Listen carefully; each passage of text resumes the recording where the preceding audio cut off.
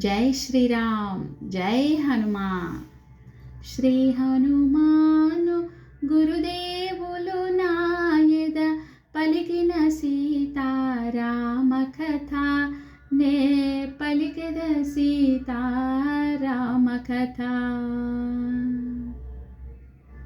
ఓయి రావణ నా మాట వినుము, శ్రీరామునితో వైరము మానుము, శీఘ్రముగా నన్ను రాముని చేర్చుము, త్రికరణ శుద్ధిగా శరణు వేడుము, నిన్ను మన్నించి అనుగ్రహింపమని కోరుకొందు నా కరుణామూర్తిని అని పలికె సీత దీనస్వరమున.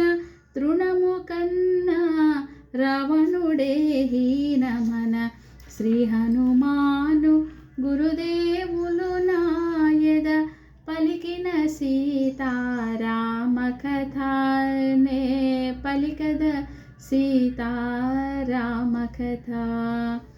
22వ సర్గ. రావణుడు సీతాదేవితో ఇలా అంటున్నాడు.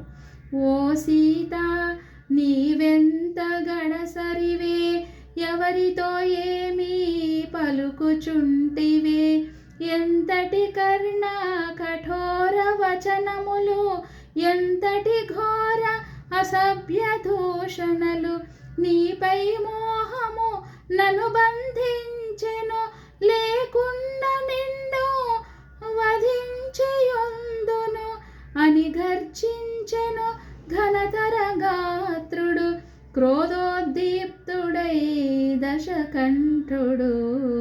శ్రీ హనుమాను గురుదేవులు నాయద పలికిన సీతారామ కథ, నే పలికెద సీతారామ కథ.